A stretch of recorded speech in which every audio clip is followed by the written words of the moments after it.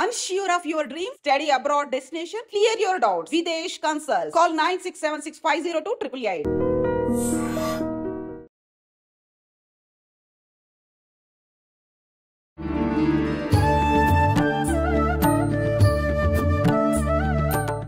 ఈ పుస్తకం కాలజ్ఞానం మీ అందరికీ తెలిసిందే. ఈ కాలజ్ఞానంలో నా పేరు పోతులూరి వీర బ్రహ్మేంద్ర స్వామి వారు అప్పట్లోనే రాయటం జరిగింది. అది నేనే, ఇందులో ఉన్నాయని నాకు తెలుసు అని చెప్పి మాట్లాడుతున్నారు. 4 వేదాలు ఈజీగా చెప్పొచ్చు, కానీ ఇది చెప్పలేము. అంత తపోశక్తి దాంట్లో ధారపోషుడు వీరబ్రహ్మేంద్ర. మిగతా వారందరికీ కూడా ఈ పుస్తకం చదివే విధంగా ఆవిడ వివరించింది ఏమీ లేదా? 1975లో అమ్మగారు యానగుందిలో ఉండి మాయమైపోయారు. ఆకాశ మార్గంలో వెళ్ళి ఇక్కడ ఉన్నారు. హిమాలయాలకు పోకుండా శ్రీశైలం పోవడం జరిగింది. ఈశాన్య మూలలో చిన్న రంధ్రం ఉండట, చీమలు పోయేటటువంటి రంధ్రం చిన్నది. దాంట్లోకి వెళ్ళి సూక్ష్మ రూపంగా పోయేటట.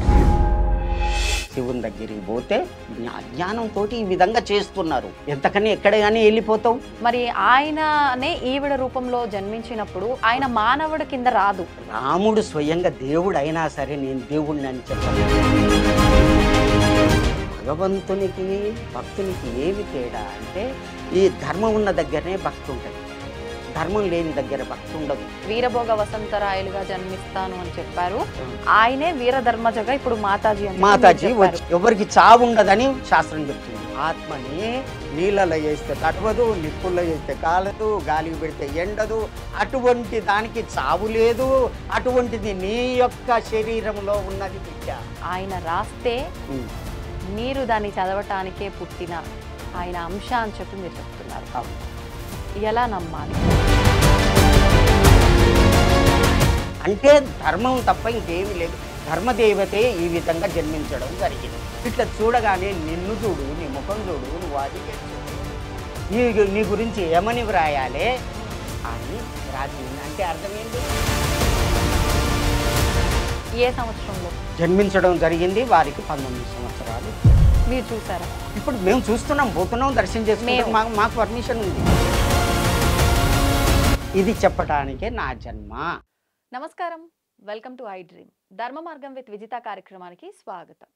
సాధారణంగా మనందరం కూడా ప్రస్తుతం ఏవైతే జరుగుతున్నాయో, జరగబోతున్నాయని మనకి ఏవైతే కొంతమంది ద్వారా తెలియబోతుందో, ఇలాంటివన్నీ కూడా ఇంతకు ముందరే శ్రీ శ్రీ శ్రీ పోతులూరి వీర బ్రహ్మేంద్ర స్వామి వారు కాలజ్ఞానంలో చెప్పారు అని చెప్పి, ఇలా జరుగుతుంది అని ముందరే ఆయన అన్ని గ్రహించి కాలజ్ఞానంలో రాసి పెట్టారు, తాళపత్ర గ్రంథాలలో రాసి పెట్టారు అని చెప్పి మనందరం కూడా వింటూ ఉంటాము. కానీ తాళపత్ర గ్రంథాల్లో కొన్ని మనకు గ్రంథాలు మిస్ అయినట్టుగా కూడా చెప్తూ ఉంటారు, కొన్ని ఉన్నాయి అని చెప్తుంటారు. ఆ ఉన్న వాటిల్లోంచి సేకరించినవి కొన్ని ఒకానొక సమయంలో అవి దొరకడం జరిగింది అని చెప్పి వాటిని పుస్తక రూపంలో ప్రచురించారు అని చెప్పి ఇలా రకరకాలుగా మాట్లాడుకుంటూ ఉంటాము. పోతులూరి వీర బ్రహ్మేంద్ర స్వామి వారు ఆయన మరణం తర్వాత మళ్ళీ శ్రీ వీర వసంత భోగరాయలుగా జన్మిస్తాను అని చెప్పి ఆయనే చెప్పడం జరిగింది అని చెప్పి రకరకాలుగా మనం మాట్లాడుకుంటూ ఉంటాము. అయితే అసలు ఏంటి నిజంగా వీరబ్రహ్మేంద్ర స్వామి వారు మళ్ళీ జన్మించారా, జన్మించబోతున్నారా, ఆల్రెడీ జన్మించేశారా? ఇలాంటి మరిన్ని విషయాలు కూడా ఇప్పుడు మనం తెలుసుకుందాము. ప్రస్తుతం మనతో పాటు ఉన్నారు. కాలజ్ఞానంలో ఆయన పేరు రాసి ఉంది అని చెప్పి, అంటే కాలజ్ఞానం ద్వారా మనందరి ముందరికి వచ్చిన ఆ పుస్తక రూపంలో వచ్చిన ఆ గ్రంథం ఏదైతే ఉందో దాంట్లో ఆయన పేరు అప్పట్లో బ్రహ్మంగారే రాసి పెట్టారు అని చెప్పి, అంటే దేవుడి అంశగా వాళ్ళ ప్రతిరూపంగా కొంతమంది లోక కళ్యాణం కోసం జన్మిస్తారు అని అంటారు కదా, అలా వారు కూడా వీరబ్రహ్మేంద్ర స్వామి వారు రాసిన కాల జ్ఞానాన్ని ఆయన రాస్తే ఆయన అంశగా జన్మించిన వారు లోకానికి తెలియచేయడం కోసం నేను పుట్టాను అంటూ మన ముందరికి ఒకరు రావడం జరిగింది. వారే రాములు గారు, రామయోగి అని పిలుస్తుంటారు. ఈ పుస్తకం కాలజ్ఞానం మీ అందరికీ తెలిసిందే. ఈ కాలజ్ఞానంలో నా పేరు పోతులూరి వీర బ్రహ్మేంద్ర స్వామి వారు అప్పట్లోనే రాయటం జరిగింది. అది నేనే, ఇందులో ఉన్నాయని నాకు తెలుసు అని చెప్పి మాట్లాడుతున్నారు. అసలు ఏంటి వాస్తవము, అసలు ఆయన నిజంగా ఇందులో రాయబడిన వ్యక్తేనా? ఇలాంటి విషయాలన్నీ కూడా ఈ వీడియోలో తెలుసుకునే ప్రయత్నం చేద్దాం. నమస్కారం అండి. నమస్కారం అమ్మా. ఓ సహనా భవతు సహనౌ భునక్తు సహ వీర్యం కరవావహై తేజస్వినామధీతమస్తు మా విద్విషావహై. ఇది కఠోపనిషత్తులో నచికేతుడు యమలోకం పోయినప్పుడు నచికేతుడు అడుగుతాడు, నాకు ఆత్మజ్ఞానం కలిగించు, ఆత్మ గురించి చెప్పు అంటే యమధర్మరాజు ముందుగా చెప్పినటువంటి శ్లోకం. దీని అర్థం ఏంటంటే చెప్పేవాడికి, ఆత్మ గురించి చెప్పేవాడికి కూడా శక్తి ఉండాలి, వినే వాళ్ళకు కూడా శక్తి ఉండాలి. మన ఇద్దరికి కూడా శక్తి ఇవ్వమని భగవంతుని ప్రార్థిస్తున్నానని చెప్పినటువంటి శ్లోకం ఇది. ఇప్పుడు చెప్పేదంతా కూడా, వినేదంతా కూడా వేదం. ఇది ఈ యొక్క కాలజ్ఞానాన్ని సాంద్ర సింధు వేదము. సాంద్ర సింధు అంటే దట్టమైనటువంటి అడవిలోనికి పోతే ఏమి కనపడదో అటువంటి విధంగా ఉంటుంది. 4 వేదాలు కూడా చదవచ్చు, కానీ ఇది చదవలేరు. ఎవరు చదవలేరు. 4 వేదాలు ఈజీగా చెప్పొచ్చు, కానీ ఇది చెప్పలేరు, చదవలేరు. అంటే ఇప్పుడు ఈ పుస్తకం లిపి ఉంటుంది. ఇప్పుడు చదువుతాము, దాని సారాంశాన్ని అర్థం తెలియదు. అది అన్నమాట. ఒక పేజీ చదవంగానే నిద్ర వస్తుంది. అంత తపోశక్తి దాంట్లో. ఏకాగ్రత ఉండదా చదవటానికి? అంత తపోశక్తి దాంట్లో ధారపోషుండు వీరబ్రహ్మేంద్ర స్వామి. అంత తపస్సు ఉంటుంది, ఏమీ అర్థం కాదు. మీరు మామూలుగా చదివేటటువంటి చదువు మనం చదువుతుంటే అర్థం కాకుంటే తొందరగా నిద్ర వచ్చి అక్కడ పెట్టేస్తారు. అవును. ఇది అర్థం కానప్పుడు ఎట్లా చదువు వస్తుంది? చదువు రాదు. కాబట్టి ఇది చదవటానికి వాచ్యంగానే ఉంటుంది, కానీ ఆ పదాలకు అర్థం తెలియదు. అంతా చాలా డీప్ గా ఉంటుంది అన్నమాట. చదవలేరు, చదివిన సారాంశాన్ని అర్థం చేసుకోలేరని మీరు అంటున్నారు కదా. కానీ నేను విన్నంత వరకు చాలా వరకు ఆడియో రూపంలో కూడా ఆయన రాసిన గ్రంథాన్ని ఇలా జరగబోతుందని ఆల్రెడీ బ్రహ్మంగారు చెప్పారు అని చెప్పి చాలా ఆడియోస్ మనకు వినిపించాయి కదా, మరి అవన్నీ? జవంగల నాగభూషణం అని చాలా గొప్ప వ్యక్తి, బ్రహ్మంగారి యొక్క చరిత్ర వాచ్యంగా అందరికీ అర్థమయ్యే విధంగా వ్రాశారు. కానీ అసలు ఆయన చరిత్ర వ్రాశాడు, కానీ కాలజ్ఞానం రాయలే. కాలజ్ఞానం అయినా సరే గోవింద వాక్యాలు అందరికీ తెలిసేటటువంటి విధంగా అతను ప్రచారం చేసినటువంటి విషయాలే వ్రాశారు. కానీ 1వ అధ్యాయం నుంచి 11వ అధ్యాయం వరకు ఎవ్వరూ చేయి పెట్టలేదు ఇప్పటిదాకా. 12వ అధ్యాయం నుంచి 12వ అధ్యాయము తరువాత విపద కావ్యము, విపద ఉంటుంది అక్కడ. దాంట్లో కూడా చక్కగా అర్థమయ్యే విధంగా ఉంటుంది, అది చదువుకోవచ్చు. కాళికాంబ పద్యాలు ఉంటున్నాయి, అవి చదువుకోవచ్చు. అట్లాగే గోవింద వాక్యాలు అవి చదువుకోవచ్చు. దాంట్లో కూడా కాలజ్ఞానం ఉంటుంది, కానీ అందరూ చదివితే అది అర్థమైనట్టుగా ఉంటుంది, కానీ అది కూడా కష్టమే అర్థం. కానీ 1వ అధ్యాయం నుంచి 12వ అధ్యాయం వరకు ఇంతవరకు ఎవ్వరూ చెప్పలేదు. అది మా గురువైనటువంటి మాణికేశ్వరి మాత వారే వీరధర్మజులు, వారు చెప్పినటువంటి విధంగా దాని మీద సాధన చేసి దాన్ని వాచ్యంగా అందరికీ 30 సంవత్సరాలు కూడా బోధించడం జరుగుతుంది. అటు కర్ణాటక, ఇటు తెలంగాణ, ఆంధ్ర ప్రాంతాల్లో కూడా, విదేశాల నుంచి కూడా కోట్ల మంది ఉన్నారు అమ్మగారి యొక్క శిష్యులు, భక్తులు. వాళ్ళందరికీ చెప్పడం జరిగింది. అమ్మ చెప్పమని చెప్పేవారు. ఇప్పుడు ఆవిడ దగ్గర, మాతాజీ దగ్గర అంతమంది శిష్యులు ఉన్నారు కదా, అంటే అందరిలో మీరొకరు. మిగతా వారందరికీ కూడా ఈ పుస్తకం చదివే విధంగా ఆవిడ వివరించింది ఏమీ లేదా? ఉన్నది. దీంట్లో ఇట్లా జరగబోతుందని 78లోనే 1975లో అమ్మగారు యానగొందిలో ఉండి మాయమైపోయారు. ఆకాశ మార్గంలో వెళ్ళిపోయి హిమాలయాలకు వెళ్ళిపోతామని వెళ్ళిపోయి, ఇదంతా కూడా జన అరణ్యం, ఇది తపస్సుకు విఘ్నం అవుతుంది, వెళ్ళిపోతా అని చెప్పి భక్తులకు చెప్పి మాయమై వెళ్ళిపోయారు. వెళ్ళిపోయి ఎక్కడ ఉన్నారు? హిమాలయాలకు పోకుండా శ్రీశైలం పోవడం జరిగింది. శ్రీశైలం పోవడం జరిగింది. అక్కడ 3 సంవత్సరాలు నల పింగళ నాతో ఇష్టం చేసాను గనక అని దాంట్లో క్లియర్ రాసిన. ఆ సంవత్సరాలని అక్కడికి పోయిండు. అమ్మగారు అక్కడికి పోవడం జరిగింది, ఆకాశ మార్గంలో పోవడం జరిగింది. మామూలు మామూలు వాళ్ళు చేసే పనులు కావవి. అంటే మీరు చెప్పిన దాన్ని బట్టి మీ గురువులు మాతాజీ ఎవరైతే ఉన్నారో ఆ, ఆవిడ వీరబ్రహ్మేంద్ర స్వామి ఆవిడ రూపంలో జన్మించారని చెప్తున్నారా? అదే అదే మీకు అంటే వ్యక్తం ఆయన చేయటానికి. గారు ఇప్పుడు వీరబ్రహ్మేంద్ర స్వామి వారు చెప్పిన దాన్ని బట్టి వీరభోగ వసంతరాయలుగా నేను జన్మిస్తాను అని చెప్పి, ఉమ్, మరి అంటే అక్కడ మగవారేమో అన్నట్టుగా అర్థం అవుతోంది మనకు. ఉమ్, మీరు చెప్పినట్టుగా ఈవిడ ఆడవారు మాతాజీ, ఆ, అలా ఎలా మేము ఆవిడ ఆ అంశతో పుట్టింది అనుకోవచ్చేమో గానీ ఆయనే ఇలా జన్మించారని ఎలా అనుకుంటాం? ఒక 5 నిమిషాలు టైం అండి, క్లియర్గా అన్నీ చెప్పేస్తా. తప్పకుండా. ఈ విధంగా పోయిన తర్వాత ఉమ్, శ్రీశైలం వెళ్ళిపోయారు. ఉమ్, అక్కడ తపస్సు చేయడమే, అన్నం లేదు, నీరు లేదు, నిద్ర కూడా లేదు. ఉమ్, సమాధిలో కూర్చున్నారంటే 3 ఏళ్ళు కూర్చునేది, 3 సంవత్సరాలు. ఆ, బయటికి ఇట్లా చూసేవాళ్ళు కూడా కాదు.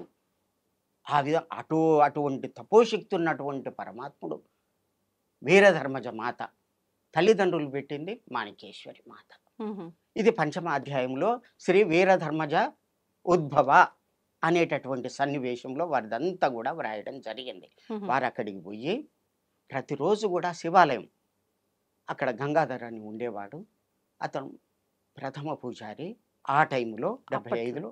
ఉహు, అయితే అమ్మ యొక్క మహిమలు చూసి వాళ్ళు కూడా ఏమనకపోయేది. ఉమ్, నైనా లోపలికి పోతాను, నేను అక్కడ సాధారణ కూర్చుంటా, నేను చూస్తాను అని చెప్తే అందరూ వెళ్ళిపోయిన తర్వాత 1-2 గంటల తర్వాత అంత ఎప్పుడైతే టెంపుల్ బంద్ చేస్తారో తర్వాత అమ్మ లోపలికి పోయేది, కూర్చునేది. ఉహు, కూర్చున్న తర్వాత అమ్మ ఏమని చెప్పారంటే స్వయంగా చెప్పేది. ఎందుకంటే నేను వారి యొక్క చరిత్ర రచన చేశాను కాబట్టి నాకు చెప్పేదన్నమాట. ఉమ్, ఏం జరిగినా కానీ చెప్పేది. రాములు ఇట్లా చేశాను, ఇట్లా చేశాను, ఈ విధంగా వారు చెప్పినటువంటి మాటలు ఒక్కటి కూడా పారేయకుండా ఉమ్. నేను అవగతం చేసుకొని గ్రంథ రూపకంగా వ్రాయడం జరిగింది. మీరు రాసారా? వ్రాసాను. నేను రాసినటువంటి పుస్తకాలు కూడా ఉన్నాయి, ఇప్పుడు తెచ్చాను. అవునా? ఉన్నాయి అన్నమాట. ఆ విధంగా వ్రాసేదన్నమాట. అయితే అక్కడ లోపలికి పోయిన తర్వాత తాళాలు వేసి ఇది వెళ్ళిపోయేది. ఉమ్, రాములు లోపలికి పోతే అన్ని బాగా దోమలు కరిచేది నాకు. ఉమ్, ఇట్లా చెప్పేది. కరుస్తుంటే పరమాత్మ ఈ యొక్క శరీరానికి ఎంత అనుభవించవలసి ఉందో ఆ విధంగా అని చెప్పి అట్లనే ధ్యానంలో కూర్చునేదట. ఉమ్, కూర్చున్న తర్వాత మళ్ళీ గంగాధర్ పోయి తెల్లారి మళ్ళీ అమ్మ లోపలికి ఉంది కదా, తాళాలు వేసిపోయింది కదా, అవును. చూస్తే లోపల ఉండకపోయేది, మాయమై వెళ్ళిపోయేది, ఎటుపోయేదే తెలియదు. అటువంటి తపోశక్తి వారిది. అట్లా కొంత 3 సంవత్సరాలు గడిచిందనమాట. అయితే ఒకనాడు ఏం చేసిరంటే అమ్మగారు, బ్రహ్మరాంబ మాత గుడి ఉన్నది కదా, అవును. ఈశాన్య మూలలో చిన్న రంధ్రం ఉందట, చీమలు పోయేటటువంటి రంధ్రం చిన్నది. దాంట్లోకి వెళ్ళి సూక్ష్మ రూపకంగా పోయేదట. పోతే లోపట కాల్వ ఉన్నదట, ఉమ్, అది నీటి కాల్వ.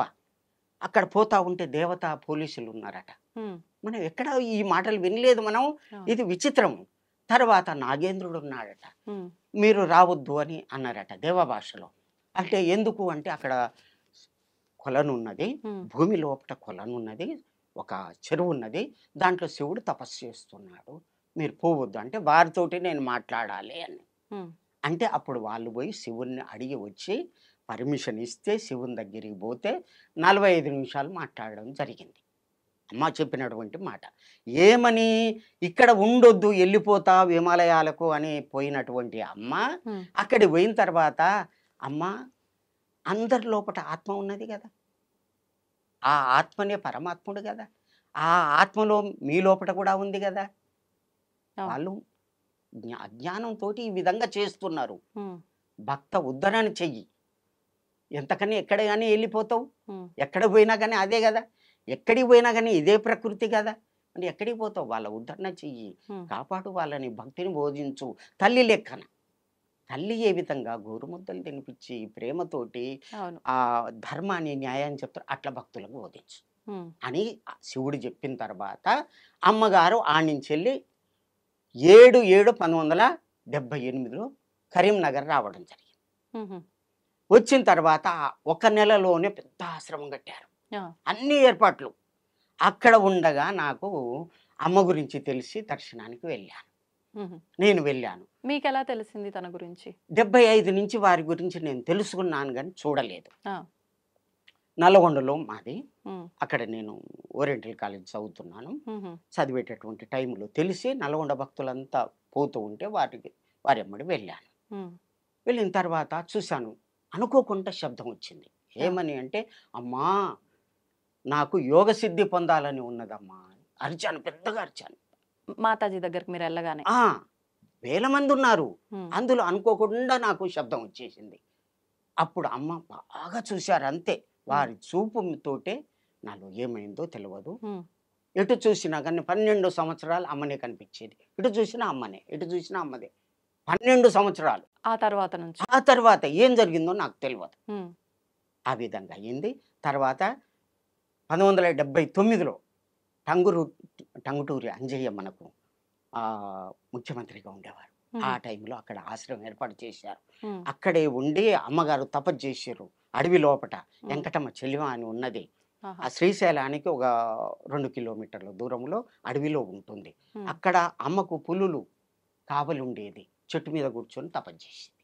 ఉమ్, చెంచు వాళ్ళంతా కూడా ఆడంగా పోయేవాళ్ళు, దండం పెట్టుకొని పోయేవాళ్ళు. ఉమ్, అక్కడ సారబట్టీలు అవి పెట్టేది అటువంటి వాళ్ళు అన్నమాట. అమ్మ పోగానే అవన్నీ కూడా బంద్ చేసారు. అమ్మకే దండం పెట్టేవాళ్ళు. చెంచు వాళ్ళు కూడా పచ్చి మాంసం తినేటటువంటి చెంచు వాళ్ళు కూడా అమ్మను చూడగానే మారిపోయి వాళ్ళు సాత్వికంగా మారిపోయారు. ఉమ్, పులుల యొక్క ఒక పులి పిల్లలు చేసింది ఆడ, చుట్టూ తిరిగి ఆడుకునేది. ఉమ్, అటువంటి అడవిలో అమ్మగారు చెట్టు మీద కూర్చొని తపస్సు చేశారు. ఉమ్, ఆ విధంగా 3 సంవత్సరాలు తపస్సు చేసి కరీంనగర్కి వచ్చి అక్కడి నుంచి వెళ్ళి మళ్ళీ శ్రీశైలం పోయి ఎంతోమంది భక్తులకు ఒక అమ్మ క్యాన్సర్ రోగం వచ్చింది.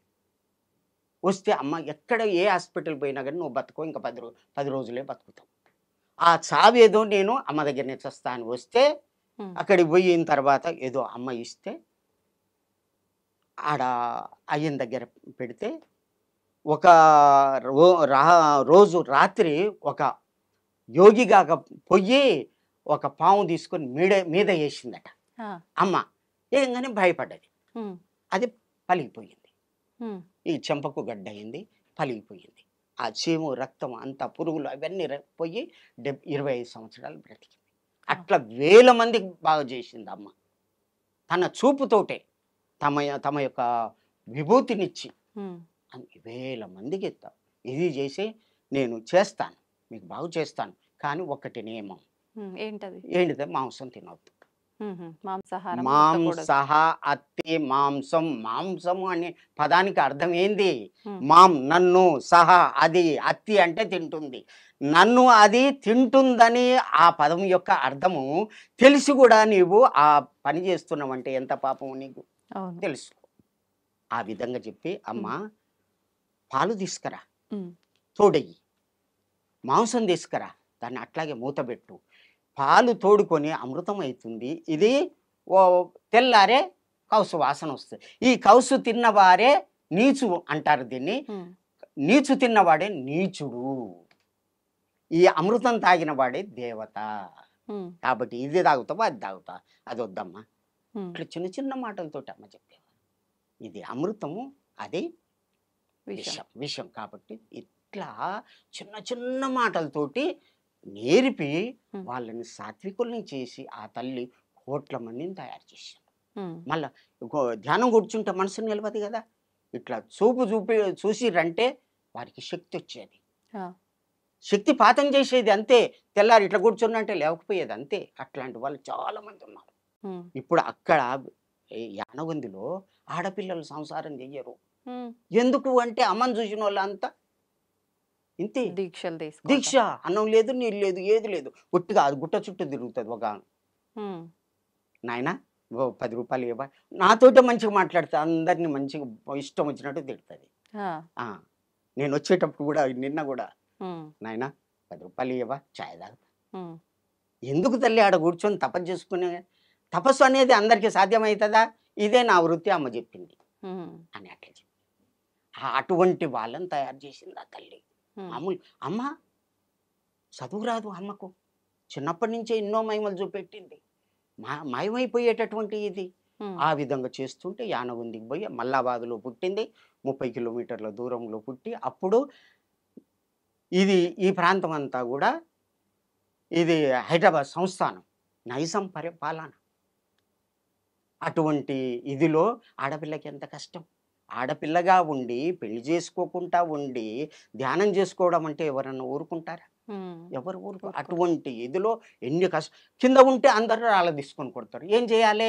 నీళ్ళ లోపల ఉండాలి, ధ్యానం చేసుకోవాలి. నీళ్ళ లోపలికి పోయిందంటే 3 రోజులు వెళ్ళకపోయేది. మరి ఎట్లా అంటే జలస్తంభన వచ్చింది. ఆ పైన ఇక ఎట్లా అంటే ఇట్లా కూర్చున్నదంటే బాగా చచ్చిపోవాలి, ఈ జీవితం నాకొద్దు, ఎట్లా చచ్చిపోవాలని ముక్కు మూసుకునేది రాములు. ముక్కు మూసుకోగానే ఆ ఊపిరి ఆగిపోయి కుంభస్థితి వచ్చి అదే యోగం అయ్యింది. అయిపోయి అన్నం లేకుండా అయిపోయింది. 8 సంవత్సరాలకి అన్నం. పశువులు కాసేది పేదవాళ్ళు, పశువులు కాసేది. ఆ విధంగా ఇదండి. ఏం చేయాలి? ఎవరు కనపడకుండా ఏం చేయాలి అని చెప్పి భూమిని తవ్వేది, ఆ భూమి లోపల పడుకునేది, మట్టి కప్పుకునేది. ఎట్లా కప్పుకునేది? ఒక చేయితోటి కప్పుకునేది. కప్పుకున్న తర్వాత ఈ చేయి కనపడుతుంది కదా, ఈ ఎట్లా చేయాలబ్బా అని చెప్పి మళ్ళీ ఇట్లా చిన్నగా కప్పుకుంటా మళ్ళీ లోపలికి గుంజుకునేది. అట్లా కొన్నాళ్ళు భూమి లోపల ఉండేది. అట్లా గుట్టలు తిరుగుతూ, పులులున్న దగ్గర తిరుగుతూ సాధన చేసుకొని యానగుందికి వచ్చి భక్తులను ఉద్ధరణ చేసి ఇదంతా చెప్పి అమ్మ ఆ స్థితికి వచ్చింది. అమ్మ కరీంనగర్లో ప్రతిరోజు కూడా కాలజ్ఞానం చెప్పేది. నేను ఆడ నా కన్నులార విన్నాను. రాబోయేటటువంటి కాలం మంచిగా లేదు. పొట్టుపోయి గట్టి నిలుస్తుంది. అమ్మ వస్తుంటే తలుపులు వాటంతట అవే తెరుచుకునేది చిన్నగా, ఎవరు తీయరు.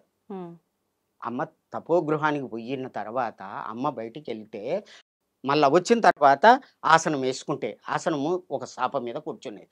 ఆ అమ్మ పోగానే అది దానంతట అదే చుట్టుకొని పక్కకు పడేది. ఇప్పుడు మీరు చెప్తున్న దాన్ని బట్టి చూస్తే ఇదంతా అంటే మాలాంటి వాళ్ళకు, ప్రస్తుత సమాజంలో ఉన్న వాళ్ళకి ఏమనిపిస్తుంది అంటే, మేము చూస్తుంటాం ఇప్పుడు మీరు చెప్పిన ఈ మహిమలు ఇలాంటివన్నీ సినిమాల్లోనే చూస్తుంటాం. అది విఠలాచార్య ప్రొడక్షన్ ఇది ఉన్నది కదా, దయ్యాలు భూతాలు అది వస్తుంది. అవును, సినిమాల్లో అనిపిస్తుంది. కానీ అమ్మ దగ్గర నేను స్వయంగా ఉండి చూసినటువంటిదే పుస్తకంలో వ్రాసాను. మీరు చూశారు కాబట్టి నమ్ముతున్నారు. మేము ఎలా నమ్మాలి? మమ్మల్ని ఎలా? మీరు నమ్మాలంటే ఉన్నటువంటి భక్తులు లక్షల మంది, కోట్ల మంది. ఇక్కడ అమ్మ భక్తులే హైదరాబాద్లో చాలా మంది ఉన్నారు, కర్ణాటకలో ఉన్నారు. ముఖ్యమంత్రులు వచ్చి అమ్మ ఆశీర్వాదం తీసుకొని టికెట్ తీసుకొని గెలిచిన వాళ్ళు చాలా మంది ఉన్నారు. ఇప్పుడు ఒకటి అంటే ఎక్కడ అమ్మ నీళ్ళు తాగదు, అన్నం తినదు కదా, ఈ అమ్మని పరీక్ష చేయాలి. అసలు పుట్టిన దగ్గర నుంచి తను తినేది. ఎందుకంటే నేను చావాలే, వీళ్ళందరూ నన్ను తపస్సు చేసుకొని ఇస్తలేరు కాబట్టి నేను చావాలే అంటే ఏం చేయాలి? అన్నం మరి చేయాలి. అట్లా ఉన్నది, అభ్యాసం అయిపోయింది. పాలు తాగింది, పాలు కూడా వదిలేసింది, ఏం కాలేదు. బిర్రుగా ఏం చేయాలబ్బా, చావాలి కదా, బిర్రుగా గొంతు పట్టుకొని ముక్కు పట్టుకొని ఉండేది. అప్పుడు ఏమొచ్చిందంటే రాములు దగ్గొచ్చేది, నాకేం కాకపోయేది. ఇట్లనే చెప్పేదమ్మా. కానీ ఆమె ఇట్లా గొంతు పట్టుకునేది, ముక్కు పట్టుకునేది, ఊపిరి ఆగేది, నాకేమీ కాలేదు, అట్లాగే ఉన్నా.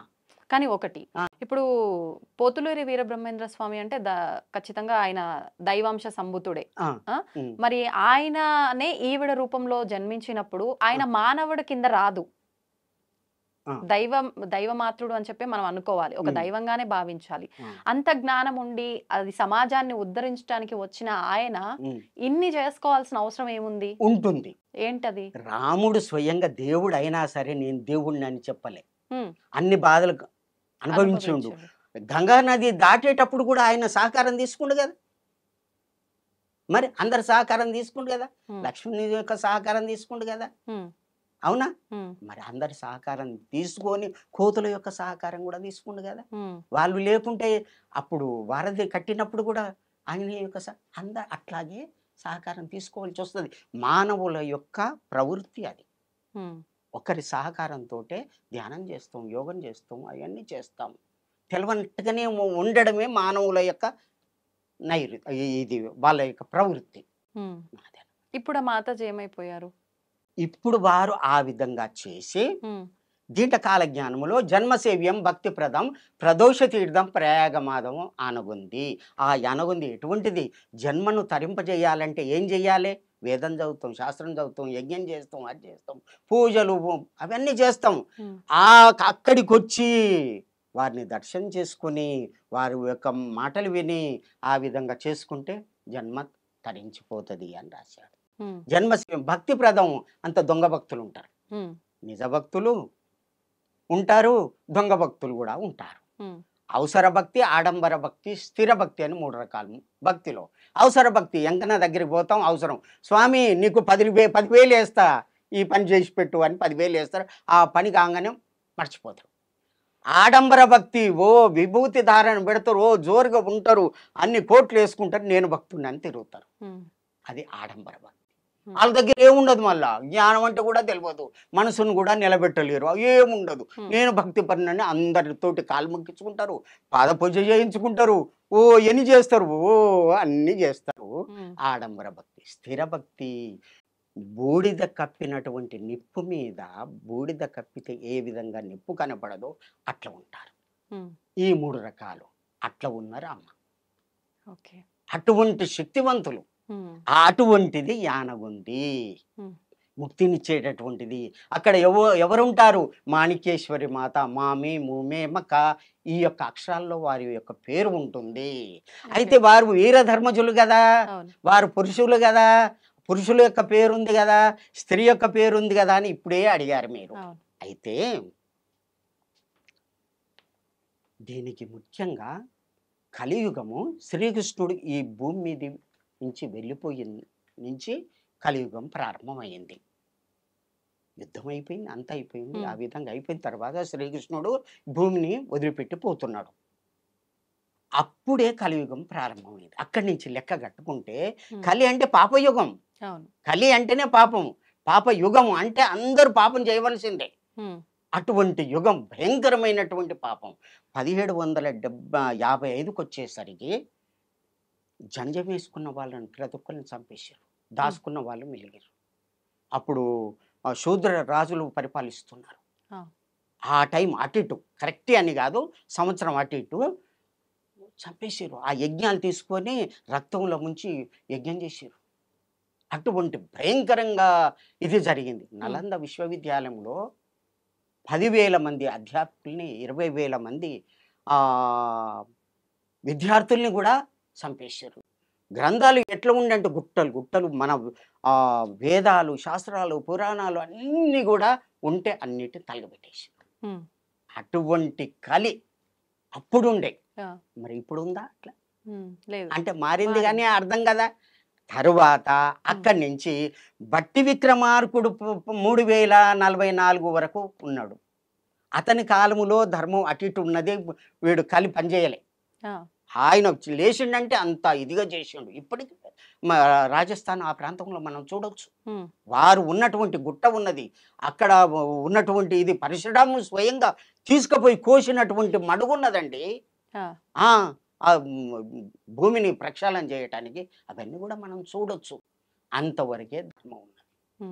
3000 కలియుగం, 3044 వరకు కొద్దిగా ఉంది. తర్వాత అక్కడి నుంచి ముస్లిములు, ఆంగ్లేయులు 2000 సంవత్సరాలు పరిపాలన చేశారు. ఎప్పటిదాకా 1901-1900 సంవత్సరంలో కలకత్తాను రాజధానిగా చేసుకొని విక్టోరియా రాణి 8 మంది మంత్రులతోటి పాలన చేస్తుందని భవిష్య పురాణంలో వ్రాసి ఉన్నది. భవిష్యత్ పురాణంలో వ్రాసి ఉన్నది. అది అంతవరకే రాసి ఉండ. అంటే అంతవరకు 1900 సంవత్సరం వరకు ఎంత అయింది కలియుగము? 5,000 అయ్యింది. 5,000 అయింది. అంటే తర్వాత రాయలేదంటే ఆయనకు తెలవకనా? ఎందుకు రాయలేదు అంటే ఈ విధంగా మార్పు జరుగుద్దనే అర్థం కదా. 4,32,000 సంవత్సరాలని చెప్పిండు కదా, 5,000కి ఎందుకు బంద్ చేసిండు? అంతమంది అందరికి గురించి ఎందుకు రాయలేదు? అది అన్నమాట. కాబట్టి అంతవరకే రాసి వదిలిపెట్టిండు. తర్వాత ఏం జరిగింది? అయితే దీంట్లో వేదవ్యాసుడు భాగవతంలో భగవంతుని రాకడం, కలియుగ మార్పు గురించి ఒక శ్లోకం ఇచ్చాడు. ఏంటండి? చంద్ర సూర్యక్ష తదాతిష్య బృహస్పతి. యదా చంద్ర సూర్యక్ష తదాతిష్య బృహస్పతి. చంద్రుడు, సూర్యుడు, బృహస్పతి అంటే గురువు ఏకరాశిలో సమేస్యంతి, ఒక రాశిలో కలిసినప్పుడు తత్కృతం తదా భవతి తత్కృతం, కృతయుగం వస్తుంది అని రాశాడు. సూర్యుడు, సూర్యుడు, చంద్రుడు, చంద్రుడు, బృహస్పతి ఏకరాశిలో, ఒక రాశిలో, పుష్యమీ నక్షత్రంలో, ప్రథమ పాదంలో, కర్కాటక రాశిలో, అది ఆషాఢ మాసములో, ప్రథమ పాదములో కలిసినప్పుడే కలియుగం పోతుంది, కృతయుగం వస్తుంది అని ఒక శ్లోకం రాసిండు. ఆ, ఎక్కడ? ఆ, భాగవతములో 12వ స్కందములో 2వ అధ్యాయములో 24వ శ్లోకంలో వ్రాశాడు. ఉమ్, ఆయనకు తెలియకనా? ఆ, మరి 1/8/1943లో వచ్చింది కదా, ఉమ్, ఎందుకు రాసిండు ఆయన? తెలియకనా?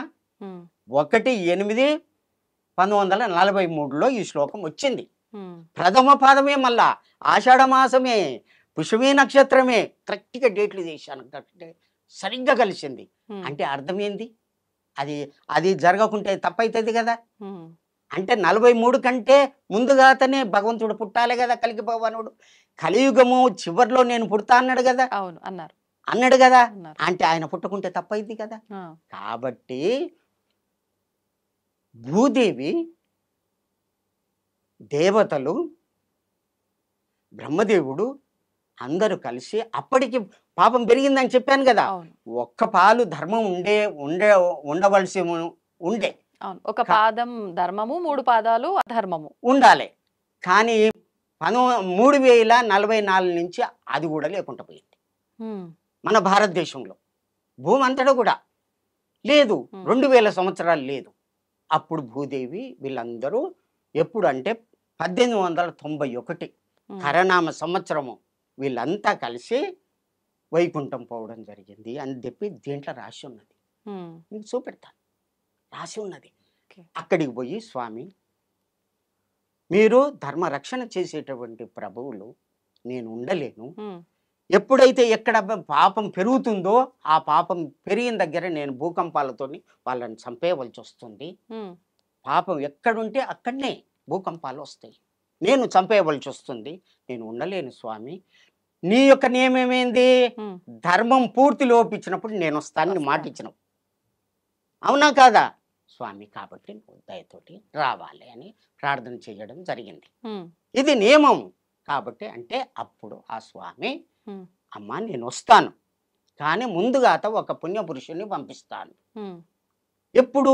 1943 కంటే ముందే పంపిస్తాను. ఆ, అంతే కదా, కృతయుగం. అంతే.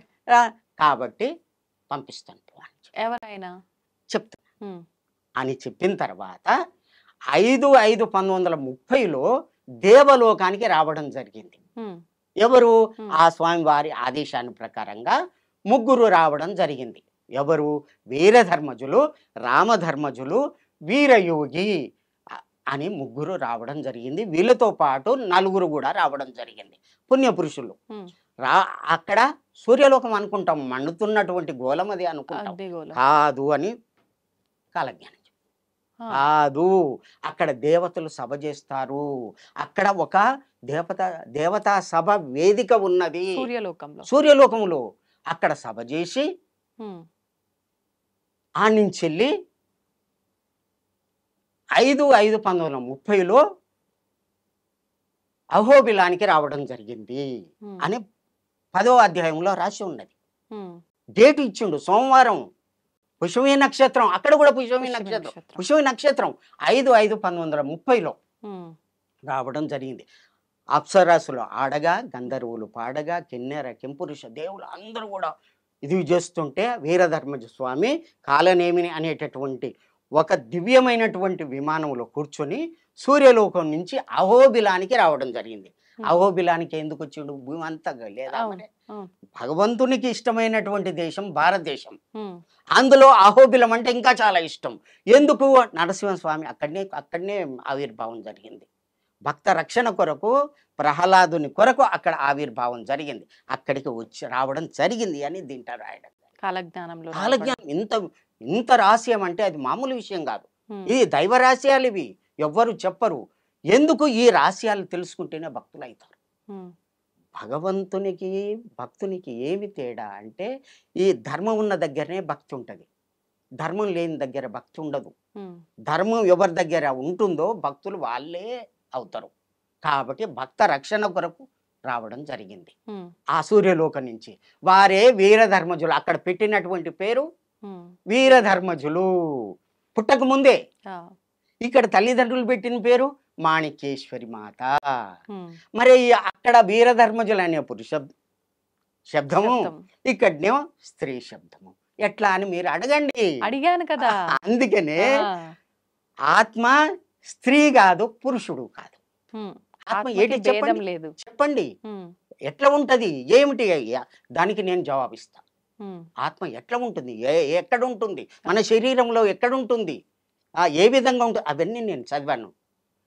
అవన్నీ కూడా ఆత్మ యొక్క ఉమ్. స్థితి తెలుసుకున్న వాళ్ళకే తెలుస్తుంది, లేకపోతే అందరికీ తెలియదు. ఇప్పుడు మీరు అన్నట్టుగా ఆత్మకి ఆడ మగ భేదం లేదు లేదు అన్నారు. కాబట్టి కానీ ఆయన ముందుగానే ఒక పేరు నామం కూడా డిసైడ్ చేశారు చేశారు కదా. కాబట్టి ఆ. అక్కడ వీరధర్మజ అని పేరు వచ్చింది. ఉమ్, తల్లి మాత్రం తల్లి ప్రేమ చూపెట్టి భక్తుల్ని చదవాలి కాబట్టి స్త్రీ రూపం రావడం. అసలు కల్కి అంటే అర్థం ఏంది, ఉమ్, స్త్రీ అని అర్థం సంస్కృత పదానికి. ఆ. కల్కి అంటే స్త్రీ ఓకే. రావడం జరిగింది. ఆ విధంగా వచ్చి అన్నం లేకుండా నీరు లేకుండా భక్తులందరినీ మన భారతదేశమే కాదు, భారతదేశం అంతా ఆ ప్రపంచ దేశాలు అన్నీ కూడా వచ్చేది. అంటే ఇప్పుడు వీరధర్మజగా పుట్టిన ఈ మాతాజీ కల్కినా? కల్కి 43 కంటే ముందు పుట్టాలి కదా. అవును. 26/7/1934లో జన్మించడం జరిగింది. ఉమ్, వారే కల్కి. వారు ఎక్కడ ఉంటారు, యానగుంది. ఆ యానగుంది ఎక్కడుంది, ఉత్తరాది ఉభయ రాజ్యం, ఉత్తరాదికి 2వ రాజ్యం దక్షిణ భారతదేశంలో ఉంటుంది. దక్షిణ భారతదేశంలో ఎక్కడ ఉంటుంది, కర్ణాటక రాజ్యం, శేషభూషం, వషట్కారం. కర్ణాటక రాజ్యం. కర్ణాటక అనే పేరు ఎప్పుడు వచ్చింది, భాషా ప్రయుక్త రాష్ట్రాలుగా ఏర్పడ్డప్పుడే కదా. అవును. మన 51, 52లే కదా. అప్పుడు ఎంత 416 సంవత్సరాలు ఉమ్, వారి యొక్క ఇది అప్పుడే చూసి రాసిండంటే వారు ఎటువంటి ఇది, ఎటువంటి వారు. అమ్మా రా పోలేరి అంటే నిప్పు తీసుకొని వస్తే ఆ ఉన్నటువంటి వాళ్ళకు 1, 2 పడ్డాయి. అందరు పారిపోయారు. హా పరమాత్మ అని కాల్పట్టుకున్నారు. ఉమ్, నీవే పరమాత్మని కాల్పట్టుకున్నారు. మరే సిద్ధ నువ్వు ఆ కుక్కను తిను అంటే స్వామి నీదయ అన్నాడు. అడగూర్చోగానే పండ్లు పలహారం. అటువంటి వ్యక్తి అట్లా శీసం కరిగించి తాగమంటే తాగిండు, ఏమి కాలేదు.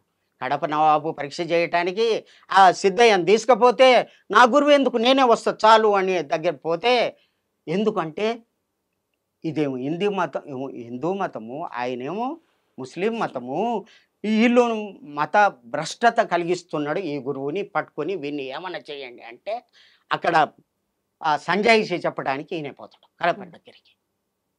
పోతే అప్పుడు నా గురువు వద్దు, నేనే చెప్తా జవాబు అని చెప్పి అక్కడ పోయిన తర్వాత నమస్కారం చెయ్యడు.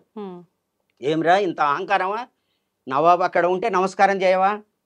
నా నమస్కారం నా గురువుకి ఒక్కరికే, వేరే వాళ్ళకి చేస్తే ముక్కలైపోతారు అంటే అంత శక్తి ఉందా?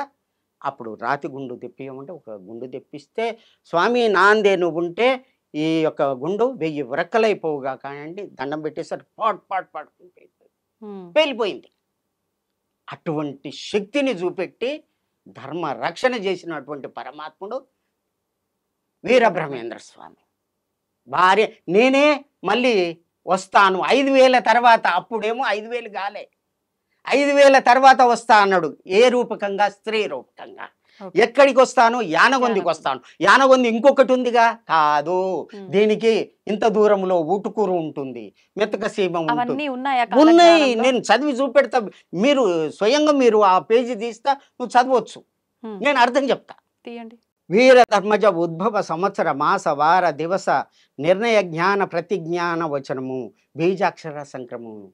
ఇది ఈ యొక్క వేదము ఎటువంటిది అంటే ఎవరు చదివితే వాళ్ళకే అర్థమవుతుంది, అర్థం వస్తుంది. నువ్వు చదివితే నువ్వే పరమాత్మని అనే అర్థం వస్తుంది.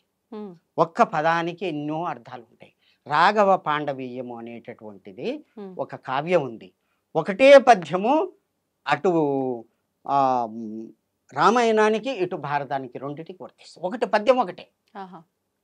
అటువంటి ఈ దీంట్లో ఉన్న ఒక్క పదమే ఎన్ని అర్థాలైనా కానీ తీసుకోవచ్చు, అటువంటి అర్థం వస్తుంది అని ఉన్నదన్నమాట. ఓకే, అదే మీరు అన్నారు కదా, అంటే మాతాజీ జన్మించిన ప్రదేశము ఎక్కడ జన్మిస్తుంది ఏంటి అనేది కూడా డీటెయిల్ గా పుస్తకంలో ఉంది కాలజ్ఞానంలో అని. ఒక్కసారి అది చూపిస్తారా? ఈ కాలజ్ఞానంలో పంచమాధ్యాయం అంటే 5వ ఐదవ అధ్యాయంలో శ్రీ వీరధర్మజ గురువు అనే ఒక చాప్టర్ ఉంది. దాంట్లో వీరధర్మజ ఉద్భవ మంచి చక్కగా సంస్కృత తెలుగు పదాలని మిళితం చేసి వ్రాసినటువంటిది ఇది. కొందరు పండితులు ఏమంటారంటే ఇది దుష్ట సమాసము, ఇది తెలుగు సంస్కృతాన్ని మిళితమైంది, ఇది తప్పు అంటారు. అది కాదు అని చెప్పడానికే నేను సిద్ధంగా ఉన్నాను. ఓకే, ఇక్కడ మీరు అమ్మగారి గురించి ఇది చదవండి. పంచమాధ్యాయము వీరధర్మజ ఉద్భవ, వారి ఆ శ్లోకం చదవండి. మీరు అండర్లైన్ చేసిందా? ఓకే.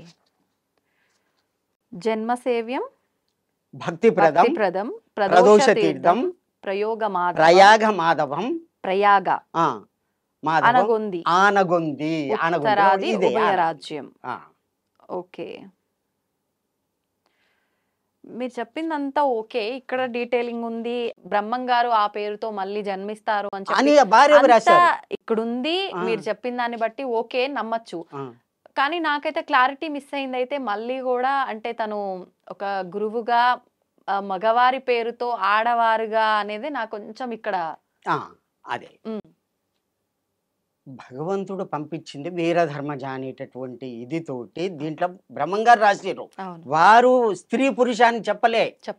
వైకుంఠంలో వైకుంఠంలో ఒక ఆత్మ వస్తుంది అంటే వాళ్ళ ఆత్మగా పరిగణిస్తారు అంతే కాబట్టి కదా. అక్కడ ఆడ మగ భేదం ఉండదు. లేదు కాబట్టి తల్లి గర్భానికి వచ్చిన తర్వాతనే స్త్రీ పురుష భేదాలు వస్తాయి.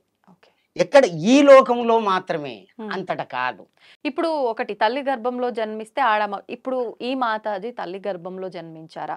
మీరు అంటే మామూలుగా మనం విన్నంత వరకు వీరబ్రహ్మేంద్ర స్వామి వారు తల్లి గర్భంలో జన్మించలేదు అని చెప్పి ఒక జ్యోతిలా ఉద్భవించారు అని చెప్పి రకరకాలుగా మాట్లాడతారు. అది వాస్తవం ఏంటనేది నాకైతే తెలియదు. మరి మాతాజీ ఎలా జన్మించారు? వారు కూడా వారి గురించి కొద్దిగా చెప్పి ఇది చెప్తాను. వీరబ్రహ్మేంద్ర స్వామి పరిపూర్ణయాచారి ప్రకృతాంబ అనేటటువంటి దంపతులకు జన్మించాడు. వారు తల్లిదండ్రులు గర్తించిన తర్వాత ఇక్కడికి నందికొండకు రావడం జరిగింది. కాలనేమిని అనేటటువంటి విమానం మీద నందికొండ అంటే బెంగళూరు పక్కకే ఉంది. అక్కడ వీరభోజయాచారికి సంతానం లేదు. వాళ్ళకు దత్తత ఇచ్చి వెళ్ళిపోవడం జరిగింది. అత్రి మహర్షి అని చరిత్రలో మనం చదువుకుంటాం. తల్లి లేకుంటే తండ్రి లేకుంటే ఎట్లా పుడతారు అనేది ఈ లోకం ప్రశ్నిస్తుంది. కాబట్టి ఆ విధంగా చరిత్రలో రాయడం. ఈ కాలజ్ఞానంలో ఏముంది? నేను అయోని సంభవుడను అంటే ఏ తల్లికి సీతాదేవి అయోని సంభవ, అవును, ఏ తల్లికి పుట్టలేదు ఆ తల్లి. మరి నేను కూడా అట్లాగే అయోని సంభవుడున్నాయి. మరి దత్తాత్రేయులు అట్లాగే తల్లికి పుట్టలేదు అంటే గర్భం నుంచి పుట్టిన వాళ్ళు కాదు అని చెప్పి ఆయన కాలజ్ఞానంలో రాయబడింది. ఆయన వారు కూడా చెప్పింది అంతే.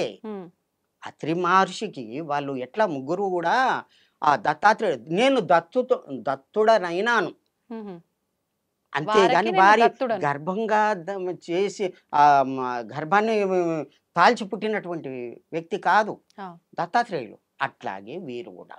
మరి ఇప్పుడు మళ్ళీ వీరభోగ వసంతరాయలుగా జన్మిస్తాను అని చెప్పారు. ఆయనే వీరధర్మజగా ఇప్పుడు మాతాజీ వచ్చారు. ఎప్పుడు అనే గుర్తు చెప్పాడు 5000 తర్వాతనే, అప్పుడు కాలేదు. ఇది 5000 తర్వాతనే జరుగుద్ది, వర్తిస్తది అన్నాడు. ఎందుకు? అప్పటికి 5000 అయిపోయింది. అయిపోయిన తర్వాత 1914 నుంచి 18 వరకు మొదటి ప్రపంచ యుద్ధం వచ్చింది. 38 నుంచి 45 వరకు యుద్ధం వచ్చింది. రెండవ ప్రపంచ యుద్ధం వచ్చింది. ఆ యుద్ధాల్లో జన నష్టం అవుతుంది అన్నాడు. పార్థివో భూప వ్యయో భూప క్షయంగత పునః పంచవర్షేణ వీరభూప భవిష్యతి. అయితే భూపాలులు అంటే రాజులు అంతకుముందు ఉన్నారు. రాజుల కాలం పోయింది కదా. పోయింది. ఎప్పుడు పోయింది అంటే 47కు మనకు స్వాతంత్రం వచ్చింది కదా. 47-48లో రాజుల కాలం పోయింది కదా. ఆ రాజుల కాలం పార్థివో అంటే రాజు, పార్థివ నామ సంవత్సరము పార్థివో పార్థివో భూప అంటే రాజులంతా కూడా పార్థివనామ సంవత్సరం వరకు అందరు పోతారు. ఆహా. రాజుల కాలం పోయింది, పోయింది. 48 వరకు పోయింది. పునః పంచవర్షేన మళ్ళీ 5 సంవత్సరాల తర్వాత అంటే 53 వస్తుంది. ఆ. 43 తర్వాత 53 వస్తుంది. 5 సంవత్సరాలకు వీరభూప భవిష్యతి ఈయన పుడతాడు. 43 తర్వాత 53 అంటే 10 సంవత్సరాలు కదా, మీరు చెప్పింది 5 సంవత్సరాలు. 48 తర్వాత 48 కదా, 48కి వరకు పోయిందిగా, రాజుల కాలం అవును, పోయింది కదా. అవును. పోయిన తర్వాత అక్కడి నుంచి 5 సంవత్సరాలు 53లో పుడతాడు అన్నాడు. వీరభూప భవిష్యతి అక్కడ ఉన్నది, రాసి ఉంది. అక్కడి నుంచి ఆ విధంగా కాలజ్ఞానం నడుస్తుంది. అదంతా సత్యం, అక్షర సత్యం అన్నమాట. అమ్మగారు పుట్టడం, భక్తుల ఉద్ధరణ చేయడము, అన్నం నీరు లేకుండా భక్తులని ఇది చేయడము. ఎన్ని సంవత్సరాల పాటు ఉన్నారు అలా అన్నము నీళ్లు లేకుండా మాతాజీ? 26/7/1934లో జన్మించారు. 7/3/2020లో లింగానికి పోయారు. లింగము అంటే వారు అందరూ చనిపోయినట్టుగా ఇట్లా శరీరం ఉన్నది కానీ కళ్ళు తెరిచారు, మళ్ళీ ఇట్లా పట్టుకుంటే కాలుతున్నారు. అంటే శరీరం చావు కాదు. శరీరం ఎక్కడుంది? ఇప్పుడు యానవందిలో ఉంది. లింగాన్ని రాతి లింగాన్ని చేసి దానికి ఒకటి ఇది పెట్టి లోపల పెట్టి దాన్ని స్థాపన చేశారు సజీవంగానే. సజీవం అంటే అందరికి చూడనేమో చనిపోయినట్టు లెక్క, కానీ దాంట్లో పెట్టిన తర్వాత కళ్ళు ఇప్పి చూడడం ఏంది, చనిపోయినట్ట అది. ఇప్పుడు అలా మనకు కనిపిస్తారా? ఇప్పుడు కాదు, పెట్టేటప్పుడు కనిపించింది. ఇక పట్టుకొని పోతుంటే ఇట్లా పట్టుకొని పోతారు కదా, కిందంగా కాలుతున్నది. ఆత్మ ఉంటే కాలుతారా ఎవరైనా? అది చల్లబడిపోతుంది, దేహం చల్లబడిపోతుంది. ఆత్మ వెళ్ళిపోయిన తర్వాత చల్లబడిపోతుంది. ఆ పురుగులన్నీ నాగా వాయువు చేత మా పురుగులన్నీ వచ్చి శరీరాన్ని కథం చేస్తాయి. అట్లా చెయ్యలేదే. అంటే వారి యొక్క యోగమాయ చేత లింగంలో ఉన్నారు. ఎప్పటిదాకా ఉంటారు అంటే 34 వరకు ఉంటారు, 1934 వరకు ఉంటారు. ఇది అంత అయిన తర్వాత వారు వెళ్ళిపోతారు. యోగమాయ చేత ఆవిడ బతికున్నారు, కానీ అలా అగ్ని లింగంలోకి ప్రవేశించారు అంతే. అంటే తను చనిపోయారేమో, కానీ ఆవిడ సాధన వల్ల అసలుకి చావు ఉంటదా? ఎవరికి చావు ఉండదని శాస్త్రం చెప్తుంది. ఎట్లా? ఇది ప్రకృతి, దీంట్లో ఆత్మ ఉంది. ఉన్నదా? ఆత్మ ఎట్లా ఉంటుంది? నయనం చిందంతి శస్త్రాన్ని నయనం దహతి పావక నా చయనం క్లేదయంత్యపో నా శోచయతి మారుత. ఆత్మని నీళ్ళలో వేస్తే తడవదు, నిప్పుల్లో వేస్తే కాలదు, గాలికి పెడితే ఎండదు. అటువంటి దానికి చావు లేదు. అటువంటిది నీ యొక్క శరీరంలో ఉన్నది బిడ్డ. ఆత్మకి మాత్రమే కదా లేని, నువ్వు ఎవరు? శరీరానికి ఉంటది. నీవెవరు? మీ పేరేంది? విజిత మేడం. అసలుకి విజిత మేడం అనేది శరీరానికా నీ ఆత్మకా? శరీరానికి ఉన్నప్పుడు నువ్వు పోయిండు అని ఎవరికి అంటున్నారు? ఆత్మకి పోయిండు అని అంటారు. అంటే ఆత్మకే కదా ఆ పేరు. ఈ శరీరం ప్రకృతితో కలిసిపోయింది కదా, ఆ చావు ఎట్లయితుంది? ఎట్లయితుంది? ఈ శరీరం ప్రకృతిది, ప్రకృతిలో కలిసిపోయింది. ఆత్మకు చావు లేదు. ఎవరు చచ్చిరు మరి? జ్ఞాన రూపకంగా చూస్తే చావు లేదు, అంతే అన్నాడు శ్రీకృష్ణుడు. అట్లాగే అన్నాడు. నేను పూర్వం నుంచి నాకు తెలుసు, నీకు తెలియదు. నువ్వు అజ్ఞానంలో ఉన్నావు, నేను జ్ఞానంలో ఉన్నాను. ఈ జ్ఞానాన్ని నేను ముందుగా సూర్యుని చెప్పాను. తర్వాత ఈ భగవద్గీత అంతా కూడా సూర్యుని చెప్పాను. అది తర్వాత ఇక్ష్వాకులకు వచ్చింది, తర్వాత భూలోకానికి వచ్చింది ఈ ఆత్మవిద్య. అర్జున, నేను ఇప్పుడు చెప్తున్నాను, అది ఏం జరిగిందో నాకు తెలుసు. ఈ ఆత్మ జ్ఞానంతో నీకు తెలియదు, అందుకనే ఏడుస్తున్నావు. తాత జాడిండు, ముత్తాత జాడిండు, ఈ జాడు, వీళ్ళని చంపనా అని చెప్పి ఏడుస్తున్నా. అదే అర్జున విషాద యోగం.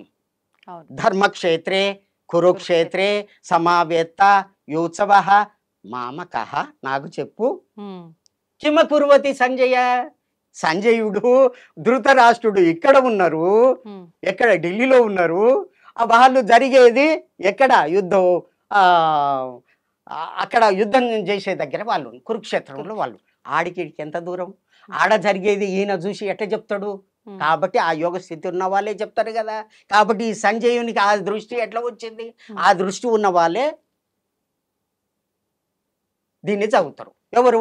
భగవద్గీతను చదువుతారు. అది కేవలం పఠన గ్రంథం కాదు, యోగ గ్రంథము.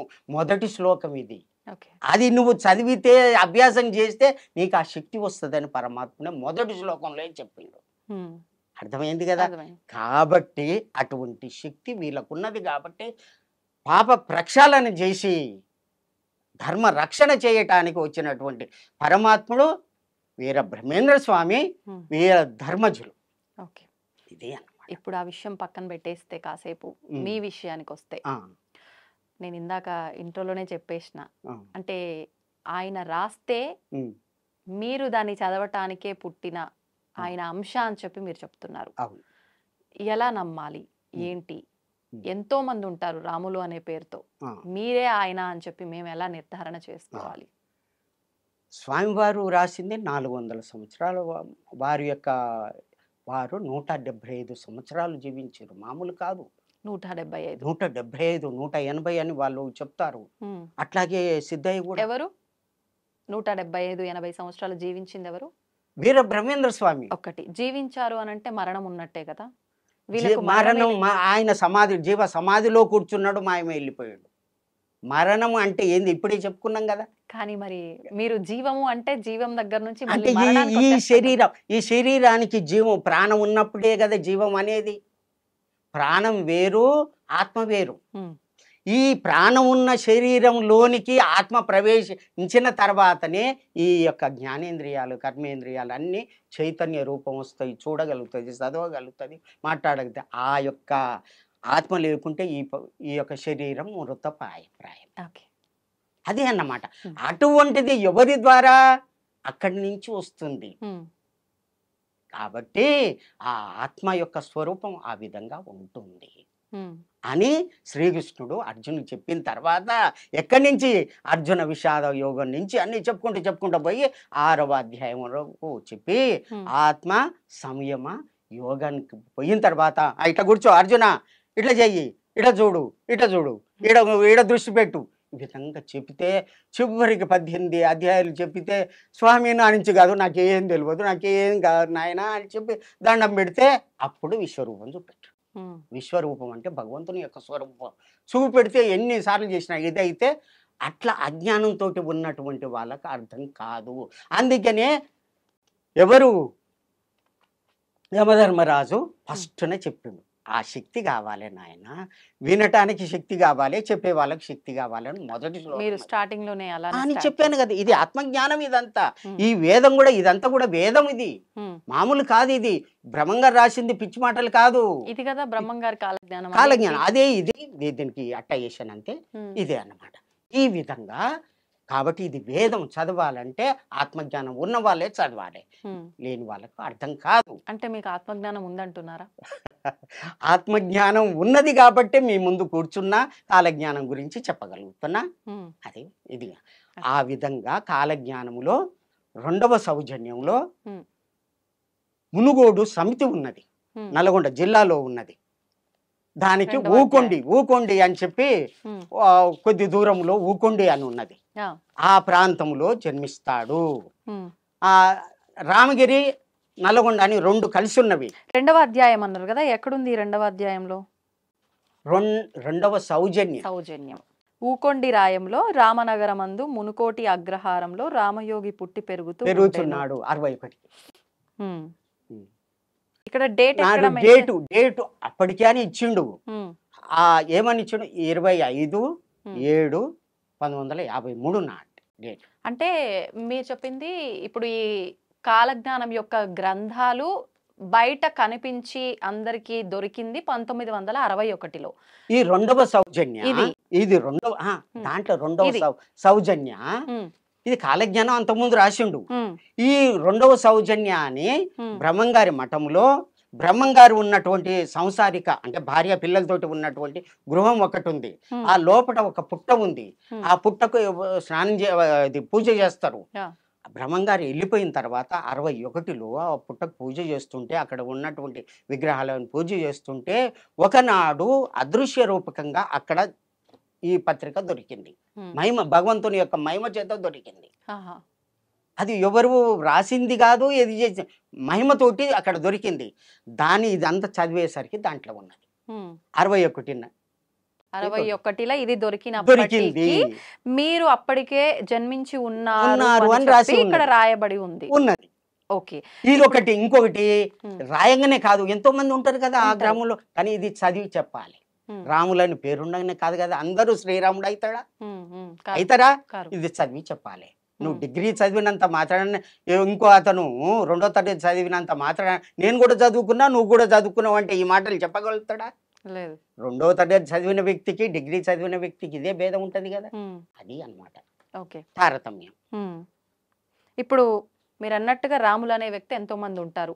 ఇక్కడ రామయోగి జన్మించి ఉన్నారు అని ఉంది. అవును, మీరే అని సాక్ష్యం ఇంకొకటి ఏదైనా ఎక్కడ ఉంది? 6వ అధ్యాయం.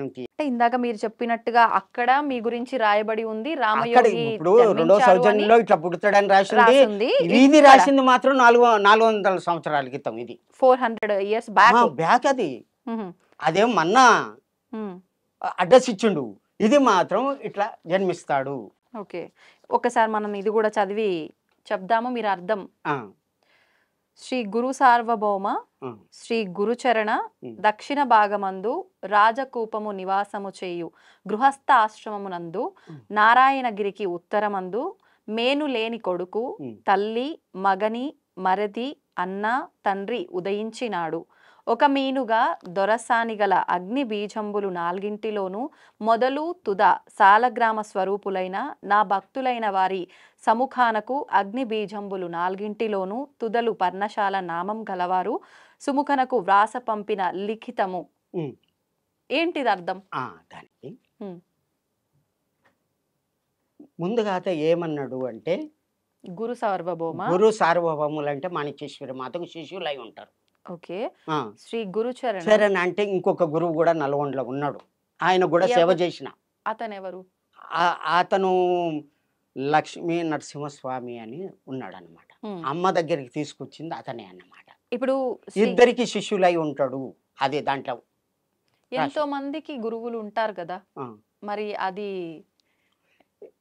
ఎంతో మందికి గురువులు ఉంటారు, కానీ కాలజ్ఞానానికి సంబంధించిన వాళ్ళై ఉండాలి.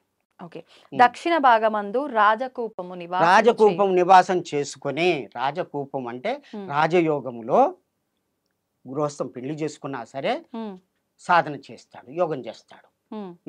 నారాయణగిరికి ఉత్తరమందు మేను లేని కొడుకు.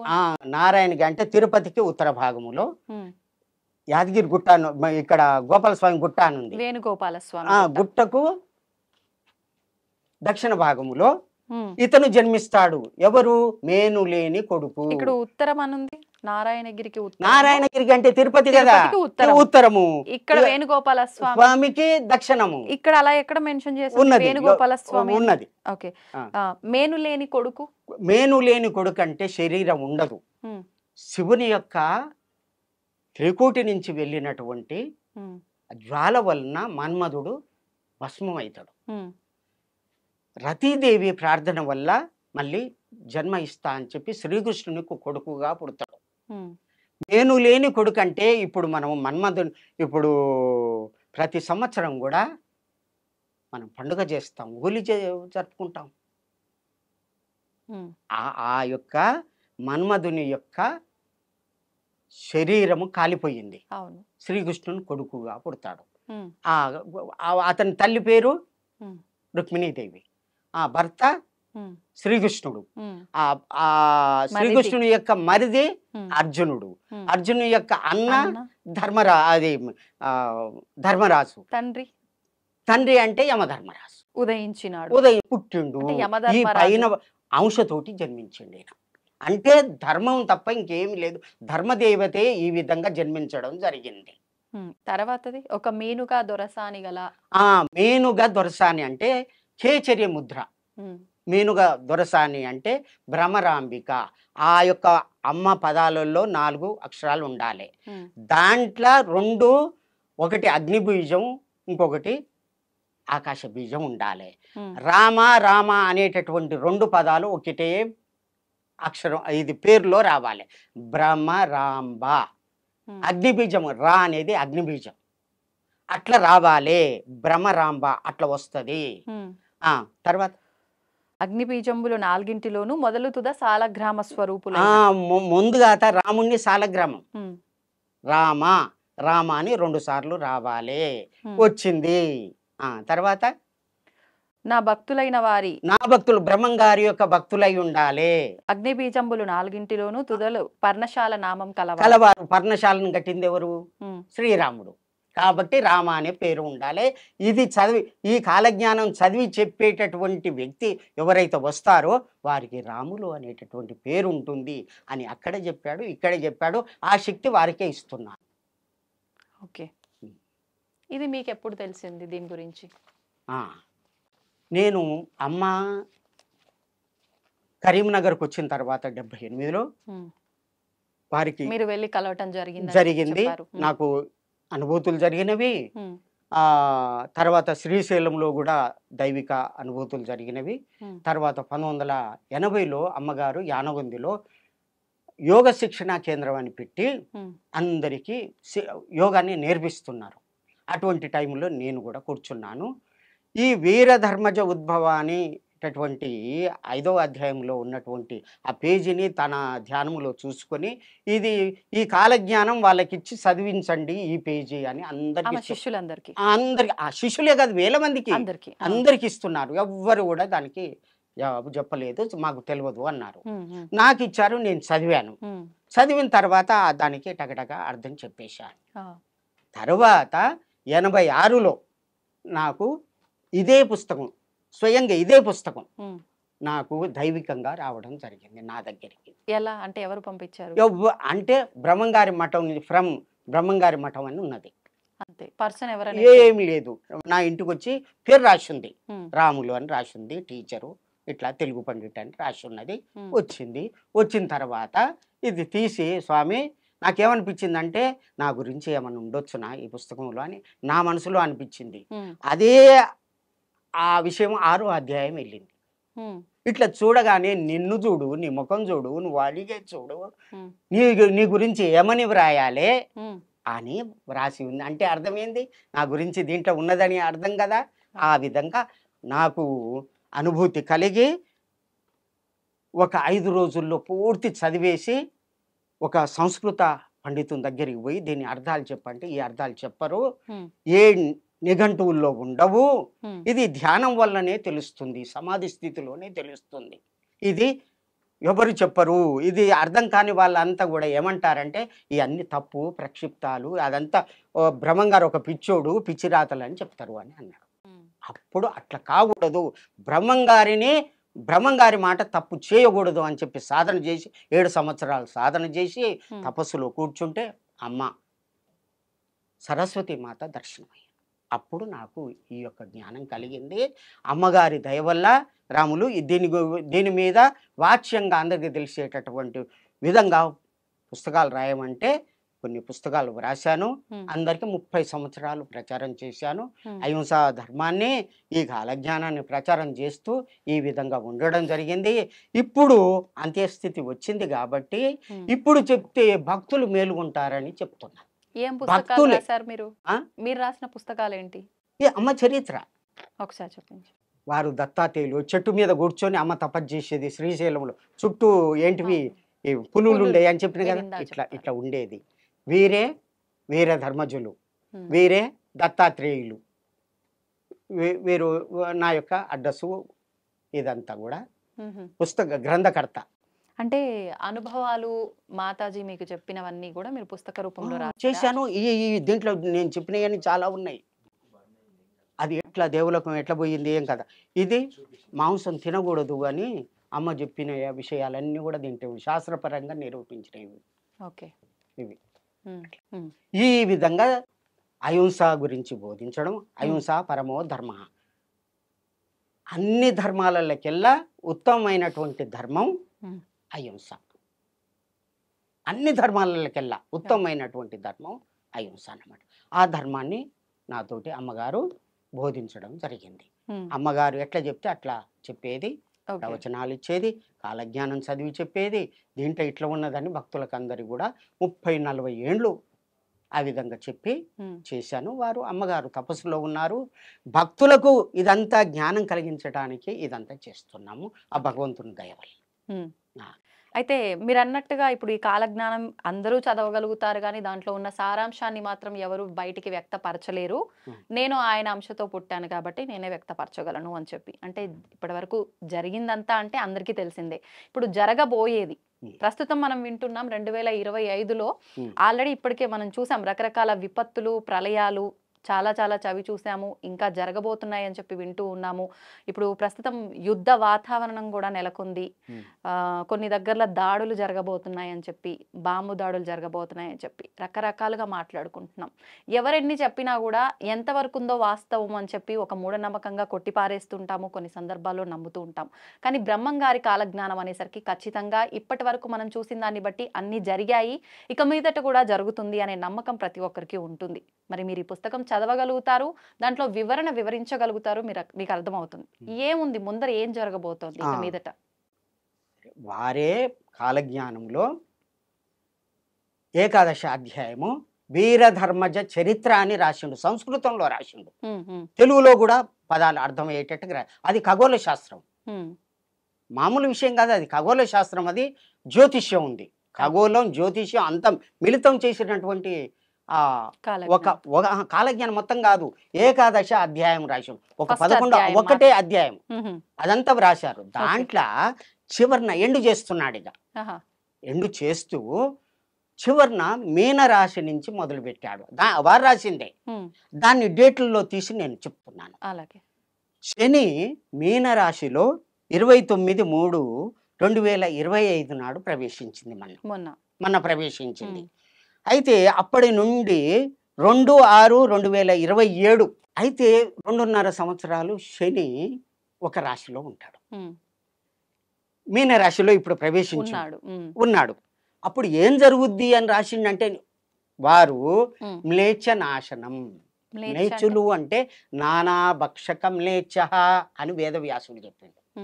నానా భక్షక, ఏది పడితే అది తినేటటువంటి వాళ్ళు, ఏది దొరికితే అది, గుడ్డు మాంసం కావచ్చు, ఏది మాంసం కావచ్చు, పంది మాంసం, ఏదైనా సరే నీతి నియమం లేదు, ఇది తప్పు ఇది ఒప్పు లేదు, అటువంటి తప్పుడు పనులు చేసి తిరిగేటటువంటి వాళ్ళంతా కూడా వాళ్ళని మ్లేచ్చులు అంటారు. కులం అని కాదు, మతం అని కాదు, ఆ విధంగా ఉన్నటువంటి వాళ్ళంతా కూడా నాశనం అవుతారు ఈ 2.5 సంవత్సరాలు. ఒక రకంగా భగవంతుడిని నమ్మని అజ్ఞానులు అనుకోవచ్చా? నమ్మకపో, నువ్వు దైవికంగా ధర్మంగా ఉంటే చాలు. ధర్మం ముఖ్యం. ఇక్కడ ధర్మం ఉండాలి కదా, ఉండాలి. ధర్మం 4 పదాలు కదా, ఒకటి సత్యము, రెండవది దయ, మూడవది తపస్సు, నాలుగవది దానము. దీన్నే సనాతన ధర్మాలు అంటారు. మేను ఉండేటటువంటి భాగవతంలో చెప్పినట్టు ఈ 4, దీనికి ఎన్నో వేలు ఉపధర్మాలు అవన్నీ కూడా చెప్పొచ్చు. ఇవి ముఖ్యంగా 4. ఈ 4లో ధర్మంగా ఉండాలంటే నువ్వు ఉండు అంటే ఉంటారా? సత్యం పలుకురా అంటే పలుకుతారా? అందరూ అబద్ధాలే పలుకుతారు. తపస్సు చేయరా అంటే చేస్తారా? నా నుంచే కాదు, మనసు నిలబడతా అంటారు. దానం చేయరా అంటే నువ్వు చేయి, నాకెందుకు, నేనేం చేస్తా. ఈ 4 గుణాలు ఎప్పుడైతే ఉంటాయో దాన్ని సత్యయుగము అంటారు. ఇప్పుడు అమ్మగారు వచ్చిన తర్వాత అందరూ భక్తులు అయ్యారు. అప్పుడున్నటువంటి కలి యొక్క ఉధృతి ఇప్పుడు లేదు. అందరూ యజ్ఞం చేస్తున్నారు, యాగం చేస్తున్నారు, పూజలు చేస్తున్నారు. ఇది పాపం అంటురు, ఇది పుణ్యం అంటురు, దానాలు చేస్తున్నారు. ఇది కూడా దీన్ని ఏమంటారు? కలియుగం పోయింది, సత్యయుగానికి మార్పు జరుగుతుంది అని. కానీ ఒకటి ఏంటంటే, ఒక షాపులకు వేరు మీరు అయితే వాడు మర్చిపోయి ఒక 10,000 సొమ్ము నీకు ఇస్తాడు. దొరికింది కదా అని చెప్పి ఒక 100 రూపాయలు ఇచ్చి అది సంతోషంగా వానికి తెలియదని చెప్పి నువ్వు ఇంటికి తీసుకొస్తావు. ఆ భావన పోవాలి. ఆ భావన పోయినప్పుడే సత్యయోగం వస్తుంది. అది ఎప్పుడు వస్తుంది అంటే ఇది చెప్తున్నాడు. అది మీనరాశిలో శని ప్రవేశించినప్పుడు 2.5 సంవత్సరాలు మ్లేచ్చులంతా కూడా పోతారు. మేషరాశికు ఎప్పుడు వస్తుండు? 3/6/2027 వస్తున్నాడు. వచ్చి 7/8 2029 వరకు ఉంటాడు. అప్పుడు కొద్దిగా మాత్రమే మేలు జరుగుతుంది. భయంకరమైనటువంటి స్థితి జరుగుద్ది లోకం మీద. మన భారతదేశంలో మాత్రం 2027 నుంచి 29 ఈ 2 సంవత్సరాల మధ్య 2.5 సంవత్సరాల మధ్యకాలం ప్రపంచం అంతా కూడా ఇదైతుంది. మన యొక్క భారతదేశం వ్యక్తే ప్రపంచానికి అధిపతి అవుతాడు. రాజుల కాలం పోయింది. రాజరికాలు కొన్ని దేశాలకే ఉన్నాయి, వాళ్ళు పోతారు అంతే కదా. ఇప్పుడు రాజుల కాలం లేదు. ఆయన ఏమని చెప్పిండు, రాజుల కాలం పోతుంది అనుకున్నాడు. పంచాది రాజ్యం వస్తుంది అన్నాడు. పంచాయతీ రచ్చకొట్టములందు మొత్తుకునేరు అని రాశాడు. రచ్చకొట్టములు అంటే పంచాయతీ రాజ్యాలు వస్తుంది, రాజుల కాలం పోతుంది, పంచాయతీ రాజ్యం వస్తుంది అని క్లియర్గా రాశాడు. తర్వాత బస్సులు వస్తాయి, హరి నీల తామ్ర శకటములు ఊర్లకు ఊరికేనుమా అంటాడు. అంటే బస్సులు అన్నీ తిరుగుతుంటాయి. అప్పుడు ఉన్నాయా? విమానాలు నడుస్తాయి అన్నాడు. వచ్చినాయి కదా. సూత్రప్రాయంబుగా పట్టాలు వేసి పొగబండ్లు నడిపిస్తారు అన్నాడు. నడిపించింది కదా. ఉత్తర దేశాన సత్తుగా ప్రజలంతా కత్తులతో వేటలాడేరు, మా కత్తులతోటి పొడుచుకొని చేస్తారు. చదివింది కదా. ఉత్తరా దేశాన వైశ్యకుల మందు ఉత్తమ గాంధీ ఒకడు పుట్టేనమా. వైశ్యకులంలో ఆయన పుట్టిండు కదా. ఏ ఏడ జరగలేదు, జరిగినాయి కదా. కానీ కొన్ని బ్రహ్మంగారు చెప్పిన అంటే జరగనివి కూడా ఉన్నాయి అంటారు కదా. అంటే జరుగుతాయి అని అర్థం కదా. జరగని ఉన్నాయి, జరుగుతాయి అని అర్థం కదా. అయితే ఆ విధంగా జరుగుద్ది. తర్వాత కించిత్తు కొద్దిగా మన కానీ హైదరాబాద్ మాత్రం చాలా బాగుంటుంది. ఇక్కడనే కృష్ణా గోదావరి మధ్య, ఈ కృష్ణా గోదావరి మధ్యలో భగవంతుడు జన్మిస్తాడు. ఈ ప్రాంతంలో తిరుగుతాడు. ఇక్కడనే కదా పుట్టింది అమ్మ.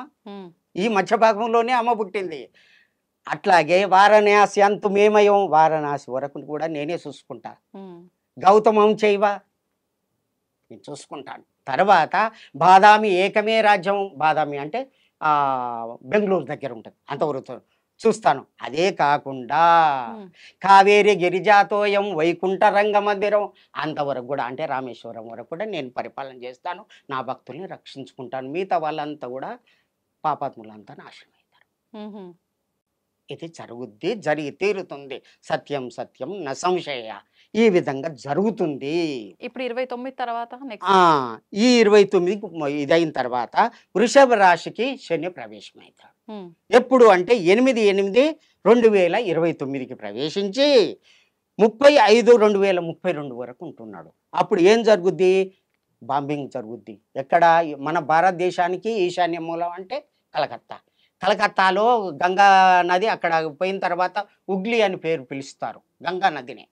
ఆ ఉగ్లీలో ఆ ప్రాంతంలో బాంబింగ్ అవుతుంది. అక్కడ విషగాలి మొదలవుతుంది. ఆ గాలి అంతా కూడా మన భారతదేశానికి ఇదంతా చుట్టుకుంటుంది. ఆ గాలి పీల్చగానే అందరు చేస్తారు. చైనా తోటి వచ్చేటటువంటి అవకాశం ఉన్నది. అంటే భగవంతుడు తప్పియొచ్చు. అది కూడా వచ్చేటటువంటి ప్రమాదం తప్పియడానికే కదా పూజలు చేస్తాం మనం. గ్రహ దోషాలు ఇవన్నీ ఎందుకు చేస్తాం? ఆయన పూజ చేస్తే ఇట్లా అవుతుంది, ఈయన పూజ చేస్తే అట్లా అవుతుంది అంటే అవుతుంది, నిజమే. ఆ దోషాలు కూడా తొలగియొచ్చు. అకాల మృత్యుహరణం అని పూజలో మనం అంటాం కదా, ఆ పూజ చేస్తాం కదా. అకాలంగా వచ్చేటటువంటి మృత్యువులు కూడా పూజ వల్ల తొలగిపోతాయని అర్థం కదా. ఇది కూడా భగవంతుడు తొలగియవచ్చు, కానీ ఇట్లా ఉంటుంది అది. అప్పుడు యుద్ధం జరగవచ్చు. అయినా సరే, బాంబింగ్ అయినా సరే, ఇక్కడ ఉన్నటువంటి భగవంతుడు దాన్ని నిరోధిస్తాడు. అక్కడ చూడండి, ఒకటి పాకిస్తాన్లో చేసినటువంటి బాంబులు అన్నీ కూడా మన భారతదేశానికి పక్కన ఉన్నటువంటి ఒక దేవాలయం ఉంది. ఆ దేవాలయం దగ్గర పడినటువంటి బాంబులు పేలవు. ఆ తల్లి కాపాడుతుంది. అంటే మన దగ్గర ధర్మం ఉందనే కదా. అవునా కాదా? ఈ సాక్ష్యం అండి ఇది. మీరు చూడొచ్చు. అట్లాగే ఇక్కడ ఉన్నటువంటి భగవంతుడు ఎవరు ఎటువంటి బాంబులు వేసినా సరే ఆయన రక్షిస్తాడు. ఎట్లా శ్రీకృష్ణుడు అర్జునుడు రక్షించలే, ఎటువంటి ఇది బాణాలు వేసినా కానీ అన్ని లేకుండా ఆంజనేయ స్వామిని పెట్టి ఇది చేసిండు కదా. చివరికి అర్జునుడికి చెప్పడానికి ఆంజనేయ యువతలకి రాగానే రమ్మనంగానే వచ్చిండు. ఆ యొక్క రథమే పేలిపోయి. ఆ విధంగా జరుగుద్ది. భగవంతుడు రక్షిస్తాడు. కలికి భగవానుడు పుట్టాడు. అమ్మనే కాదు, మళ్ళా తాను వస్తా అన్నాడు కదా. ముందు కదా పంపిడు, తర్వాత వస్తా అన్నాడు కదా. మళ్ళీ అదే గ్రహస్థితి. ఏది?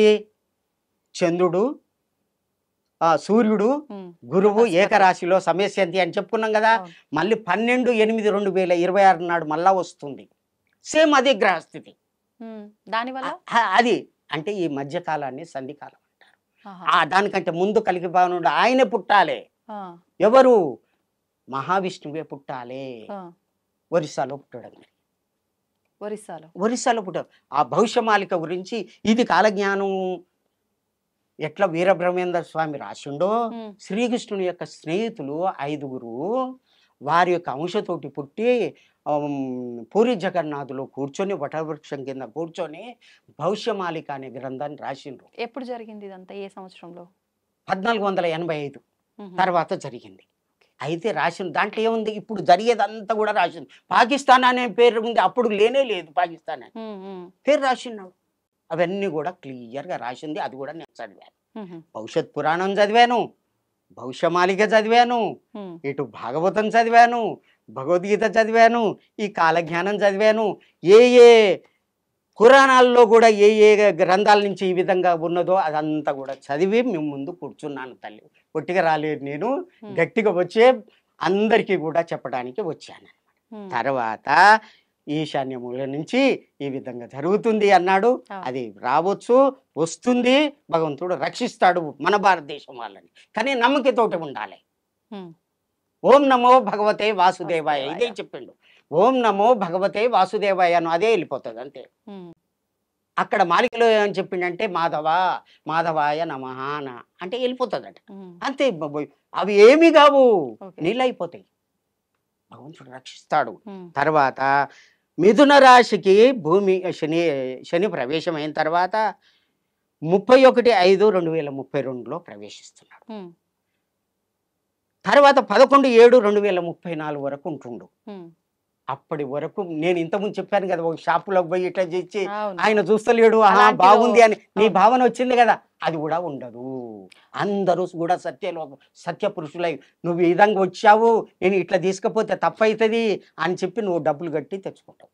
ఉమ్, దాన్నే సత్యయుగ లక్షణము అంటారు. ఓకే, అర్థమైంది కదా. అర్థమైంది. అది. ఆనందనామ సంవత్సరం 2034 కలియుగ ధర్మం, ఇప్పుడున్నటువంటి కలియుగ ధర్మం ఏదైతే ఉందో అంటే పాపం చేయుట, హింస, క్రోధం ఇదన్నీ ఉన్నాయి కదా, ఉమ్, అవన్నీ కూడా పోతవి. ఎప్పుడు 34. 34లో పోతాయి. సత్యయుగ ధర్మం నిలిచే అంటే ధర్మం హరి ఎక్కువగా ఉంటుందనా? గోవింద గోవింద బ్రహ్మం, శివ గోవింద గోవింద బ్రహ్మం. ఉమ్. అమ్మా ఈ విధంగా మరి జరుగుతుంది. కలియుగం అంతం అని అంటున్నారు కదా, ఇది కలియుగం ఇదేనా అంతం ఇంకా? అంతే కదా. మన కానీ డేట్ మీరు చెప్పారు కదా, చెప్పినట్టుగా కొన్ని లక్షల సంవత్సరాలు అయింది, మొత్తం ఇంకా చాలా లక్షల సంవత్సరాలు ఉందంటారు కదా. ఉన్నదానికి తగ్గించిండు కదా, ఉహు. తగ్గించిండు కదా. తగ్గించిండు. ఈ పాపాల వల్ల ఇప్పటికే ఆ ధర్మం లేదు కాబట్టి నేను వస్తున్నా అన్నాడు. 4,32,000 సంవత్సరాలు కలియుగ సంవత్సరాలు. కానీ 3 ఉంటాయి కలియుగ సంవత్సరాలు ఉంటాయి, ఉమ్. అంతర్యుగం ఉంటది, ధర్మయుగం ఉంటది. 3 రకాలు ఉంటాయి. ఇదే ఓ. ధర్మయుగం. ఇప్పుడు రాబోయేది ధర్మయుగం. ధర్మయుగం. 34లో సత్యయుగం అన్న. ధర్మయుగం అంటే సత్యయుగం. ఆయన సత్యయుగం. చెప్పిండు కదా, ధర్మాన్ని నిలబెడతా అన్నాడు కదా. అవును. ధర్మాలు లేవు కదా, 4 ధర్మాలు పోయినాయి కదా. పోయినాయి. అందుకనే భగవంతుడు ఈ భూమి మీదకి మాణికేశ్వరి మాతగా అంటే వీరధర్మజ మాతగా అటు కలికి భగవానునిగా జన్మించడం జరిగింది. ఉమ్. కలికి ఎక్కడ పుడతా అన్నాడు? ఉమ్. శంబల గ్రామంలో పుడతా అన్నాడు. ఉమ్. 12వ భాగవతము 12వ స్కందము 2వ అధ్యాయము 18వ శ్లోకంలో ఉమ్. శంబల గ్రామస్య ముఖ్యస్య బ్రాహ్మణస్య మహాత్మనః శ్లోకం ఏ సంవత్సరంలో? ఆయన వేదవ్యాసుడు రాసినటువంటి ఇది. ఆ. మహాత్మన ఉమ్. విష్ణు యశసః ఉమ్. అనే పేరు ఉన్నటువంటి ఒక బ్రాహ్మణ ఇంట్లో కలికి పుడతాడు. రాదు భవతి భవిష్యతి అన్నాడు, పుడతాడు అన్నాడు. ఉమ్. శంబల గ్రామం ఎక్కడుంది? ఉమ్. అది దివ్యమైనటువంటిది. శంబల అని పేర్లు 4 ఉన్నాయి. అవును. కానీ రాములు అన్నంత మాత్రం నేను రాముని కాదు కదా. ఉమ్. ఆ శంబల అని పేరు పెట్టుకుంటే ఆ ఊరు కాదు కదా. అది దివ్యమైనటువంటి గ్రామం. అది ఉమ్. ఆ గ్రామంలో పుడతాడన్నాడు. ఉమ్. ఆ విధంగా వారిని పంపడం జరిగింది, జన్మించడం జరిగింది. వారికి 19 సంవత్సరాలు ఇప్పుడు. ఇప్పుడు ఎట్లా ఉన్నాయి అనుకున్నావు వాళ్ళకి అతని యొక్క కండ్లు? మీరు చూసారా? ఎంత అందంగా ఉన్నాయో, ఉమ్. చాలా అందమైనటువంటి కండ్లు. అజానుభావం అరవింద దళాయతాక్షం. ఎందుకు ఆయన ఇంకా బయటికి రాలేదు మరి? టైం రాలేదు. చాలా చక్కటి బ్రాహ్మణ వంశంలోనే పుట్టాడు. ఎప్పుడు బయటకు వస్తారు సమాజం దృష్టికి? ఇప్పుడు వస్తుంది, టైం వచ్చేస్తుంది, అందరికి భక్తులకు దర్శనం ఇస్తాడు. అంటే ఎంత సమయం ఉంది? ఇంకా 28. 28 సంవత్సరాల? ఇప్పుడు మేము చూస్తున్నాం, పోతున్నాం, దర్శనం చేసుకుంటాం. మాకు పర్మిషన్ ఉంది, మేము పోతున్నాం, చూస్తున్నాం.